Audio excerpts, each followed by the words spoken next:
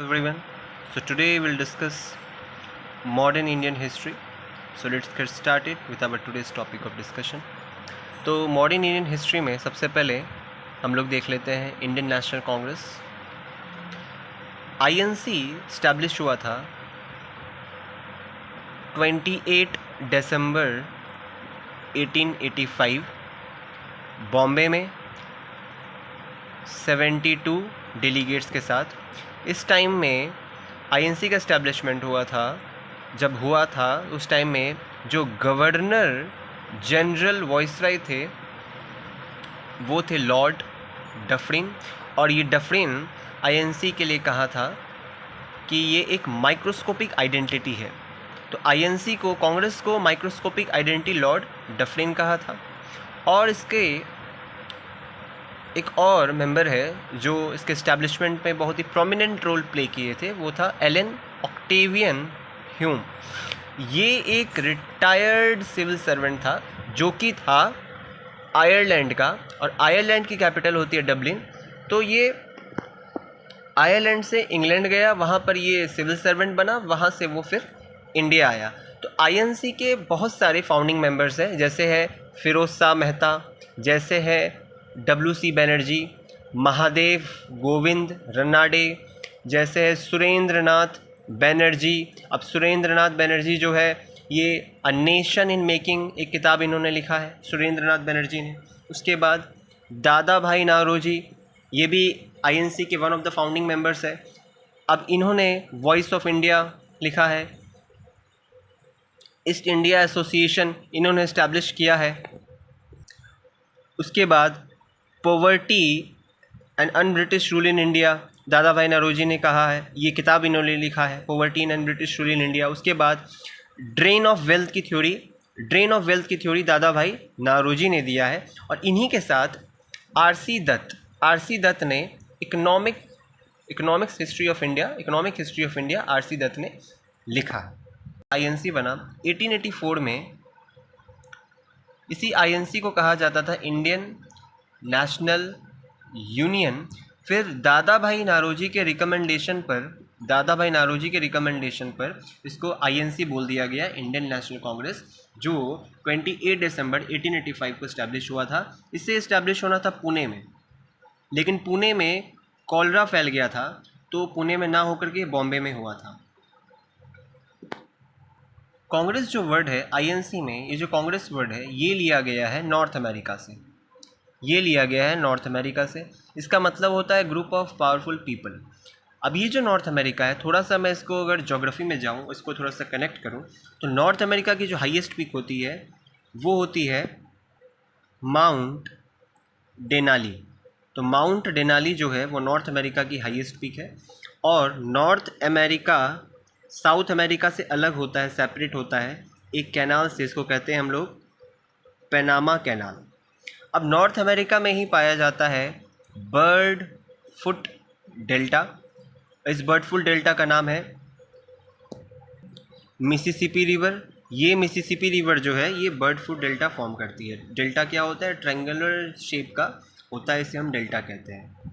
और south America को हम लोग लैटिन अमेरिका भी कहते हैं। अब अमेरिका जो है इसे कहा जाता है ये वेस्पुकी अमेरिगो के नाम पर इसे अमेरिका कहा जाता है। नॉर्थ अमेरिका की कैपिटल है वॉशिंगटन डीसी, जहाँ पर ये डीसी जो है, डीसी का फुल फॉर्म होता है डिस्ट्रिक्ट्स ऑफ कोलंबिया।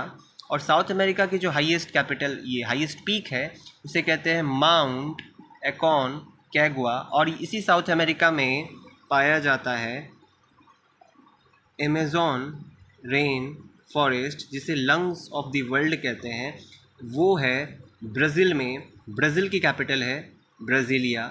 और साउथ अमेरिका को ही लैटिन अमेरिका भी कहते हैं। और इसी साउथ अमेरिका के एक कोस्टल रीजन में जिसका नाम है वेनेजुएला की कैपिटल है कॉकेसस।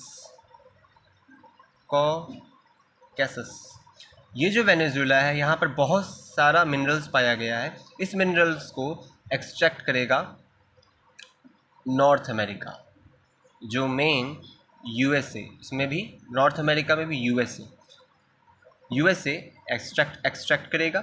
और यूएसए की कैपिटल होती है वॉशिंगटन DC, और यहाँ DC का फुल फॉर्म होता है डिस्ट्रिक्ट्स ऑफ कोलंबिया। थोड़ा सा मैं इसमें ज्योग्राफी के ही विषय में थोड़ा सा डिस्कस करूँ तो एक बहुत ही इंपॉर्टेंट टर्म जो होता है ज्योग्राफी में, उसे कहते हैं एस्चुरी। ये होता है एस्चुरी। इसका मतलब होता है कि salty water plus sweet water. जब सॉल्टी वाटर और स्वीट वाटर मिलता है तो ये बनाता है ब्रैकिश वाटर, इसे कहते हैं ब्रैकिश वाटर। अब क्योंकि अगर पानी में सॉल्ट बढ़ जाएगा तो उसकी डेंसिटी बढ़ जाएगी, तो यहाँ पर सबसे जो डेंस वाटर जो होता है, जहाँ पर इंसान कोई डूबता नहीं है, उसे कहते हैं डेड सी। डेड सी में हम लोग सिंक नहीं होंगे क्योंकि डेड सी की डेंसिटी काफ़ी ज़्यादा होती है और हमारी बॉडी की डेंसिटी काफ़ी कम है, तो आर्किमिड्स प्रिंसिपल के हिसाब से हमारी बॉडी उसमें डूबेगी नहीं। अब यहाँ पर क्या होता है कि मध्य प्रदेश में एक दो रेंजेस होती है मध्य प्रदेश में, एक होती है विंध्या और एक है सतपुड़ा। विंध्या और सतपुड़ा के बीच में एक रिवर फ्लो करती है, इसे कहते हैं नर्मदा रिवर। ये जो नर्मदा रिवर है ये ओरिजिनेट होती है अमरकंटक प्लेट्यू से, और प्लेट्यू में ही पाया जाता है मिनरल्स। प्लेट्यू को कहते हैं हाई एलिवेटेड टेबल लैंड।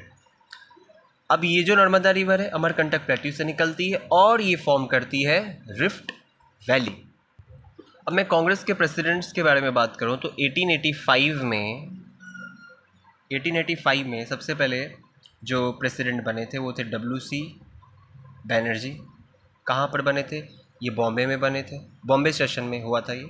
उसके बाद कैलकाटा सेशन हुआ था 1886 में। कैलकाटा सेशन में दादा भाई नारोजी, और इन्हीं दादा भाई नारोजी को हम लोग अच्छे से डिस्कशन करेंगे। इनको grand old man of India भी कहते हैं, इनको अनऑफिशियल एम्बेसडर ऑफ इंडिया भी कहते हैं। इन्होंने जो रस्त गफ्तार द ट्रुथ टेलर नाम की एक किताब लिखी है, इन्होंने नेट नेशनल इनकम को कैलकुलेट किया है, और यही 1906 में स्वराज वर्ड को क्वाइन किए थे। और यही दादा भाई जो नारोजी थे, ये लंदन के फिन्सबरी से इलेक्शन जीते थे 1906 में। स्वराज वर्ड को ये वहाँ पर लंदन के फिन्सबरी से स्वराज वर्ड को ये फेमस किए थे और इंडिया के लिए स्वराज वर्ड डेवलप किए थे। और ये स्वराज वर्ड पहले इनका नहीं था, ये लिए थे ये दयानंद सरस्वती से। दयानंद सरस्वती ही स्वराज वर्ड को क्वाइन किए थे। स्वराज का मतलब होता है सेल्फ रूल। उसके बाद 1887 में मद्रास में एक सेशन हुआ था जिसमें फर्स्ट मुस्लिम प्रेसिडेंट कांग्रेस का बना था, उसको हम लोग कहते हैं बदरुद्दीन तैयब जी। ये फर्स्ट मुस्लिम प्रेसिडेंट था। उसके बाद कैलकाटा सेशन हुआ था। ये जो कैलकाटा सेशन हुआ था ये हुआ था 1888 में। इस कैलकाटा सेशन में फर्स्ट यूरोपियन जो प्रेसिडेंट बना था इंडियन नेशनल कांग्रेस का, वो था जॉर्ज यूल। उसके बाद जो बहुत ही इम्पॉर्टेंट एक चीज़ें हैं जिसमें कि दादा भाई नौरोजी 3 बार प्रेसिडेंट बने थे। एक बने थे 1886 में, उसके बाद ये बने थे 1893 में, उसके बाद ये बने थे 1906 में, उसके बाद 1896 में एक सेशन हुआ था कैलकाटा में। कैलकाटा सेशन हुआ था 1896 में। कैलकाटा सेशन हुआ था रहमतुल्लाह सयानी, और यहाँ पर सबसे पहले जो है वंदे मातरम गाया गया था। 1896 में रहमतुल्लाह सयानी वंदे मातरम गाया गया था।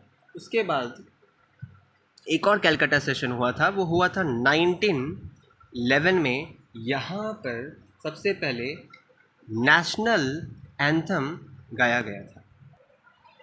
अब मैं थोड़ा दादा भाई नारोजी के बारे में डिस्कशन कर लेता हूँ। तो मैंने बताया इन्हें grand old man of India कहते थे, grand old man of India, old man of India. उसके बाद इन्हें कहते थे अनऑफिशियल एम्बेसडर ऑफ इंडिया। इन्होंने एक किताब लिखी थी, इसका नाम था रस्त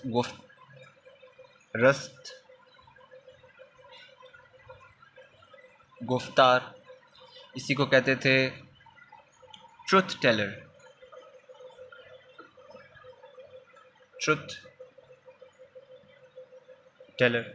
दादा भाई जो नारोजी थे ये बॉर्न हुए थे 1825 में गुजरात में। गुजरात में भी नवसारी में, गुजरात के नवसारी में ये बॉर्न हुए थे। और इन्होंने पढ़ाई किया था एल्फिंस्टन कॉलेज से। एल्फिंस्टन कॉलेज से ये पढ़े थे। उसके बाद ये गुजराती मीडियम के प्रोफेसर बने थे लंदन यूनिवर्सिटी में। उसके बाद ये 1874 में बड़ौदा के ये दीवान बने थे। उसके बाद 1875 में लॉर्ड रिये के इनविटेशन पर ये बॉम्बे लेजिस्लेटिव कमिटी के मेंबर बने थे। दादा भाई नौरोजी ये मेंटोर थे गोपाल कृष्ण गोखले के। यही गोपाल कृष्ण गोखले ने 2 वीकली निकाला था। एक निकाला था मराठा, एक निकाला था केसरी। मराठा निकाला था इंग्लिश लैंग्वेज में, केसरी निकाला था मराठी लैंग्वेज में। और ये गांधी जी के भी मेंटोर थे। गांधी जी ने भी बहुत सारी किताबें लिखी है। इंडियन ओपिनियन लिखा है, यंग इंडिया लिखा है, माई एक्सपेरिमेंट विथ ट्रुथ लिखा है। इन्हें हम कभी और डिस्कस करेंगे। और एक और ये बाल गंगाधर तिलक के भी मेंटोर थे। दादा भाई नौरोजी ने स्वराज वर्ड लिया था। अब ये जो स्वराज वर्ड है इसका मतलब होता है सेल्फ रूल। ये इन्होंने लिया था स्वामी दयानंद सरस्वती से। स्वामी दयानंद सरस्वती को कहते थे मूल शंकर। इनका दूसरा नाम था मूल शंकर। इन्होंने 1875 में आर्य समाज के इस्टेब्लिशमेंट किया था। इन्होंने एक किताब लिखा था जिसका नाम था सत्यारथ प्रकाश। सत्यारथ प्रकाश।